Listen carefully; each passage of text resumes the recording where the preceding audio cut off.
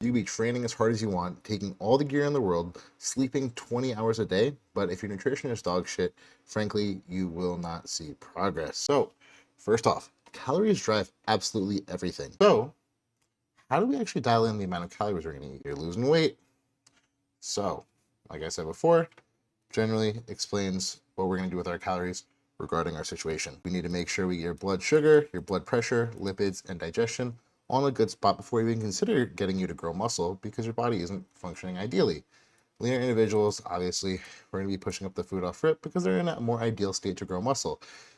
So, setting our macros. To keep it simple, protein is going to be 1 to 1.5 grams per pound of body weight. Fats and carbs. Fats will typically set at 0.3 to 5 grams per pound of body weight.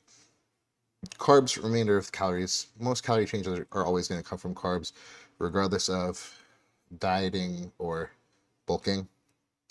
Really, the only time is like maybe in like that midway phase of a diet when your fats start to get pretty low, but it's not going to be persistent. Like I'm going to keep adding fats or I'm going to keep decreasing fats. We really don't have that much runway to tweak this.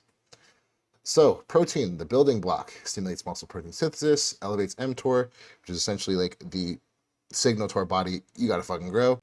All right, carbohydrates, the performance macronutrient. For hard training bodybuilders, carbs are arguably going to be by far the most important macronutrient for us to toggle for performance output and our aesthetic goals.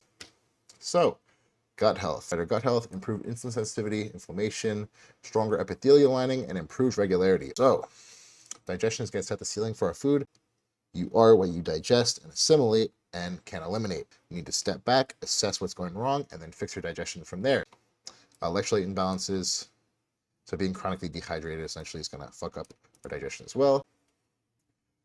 Probiotics. Food wins every time. So sodium and potassium.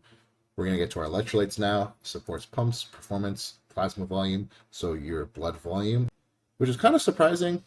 But you get people salting their food, you're like, holy fuck, I got some gnarly pumps. The issue is, though, with a lot of bodybuilders or people I tend to work with in general, you see them not drinking enough water and or not having sufficient electrolyte intake, and they're wondering why their blood pressure is fucked. This is a super easy, low-cost, basic way to fix it.